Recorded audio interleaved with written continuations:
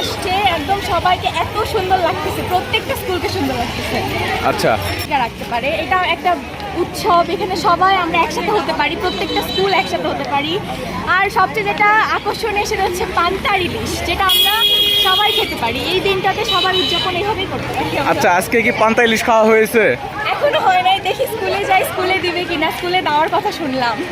আচ্ছা, এমনি কি পান্তা ইলিশ খাওয়া হয়? গত বছর খাইছিলাম, এই বছর এখনো সকালবেলা না খেয়ে চলে আসছি এই রালির জন্য।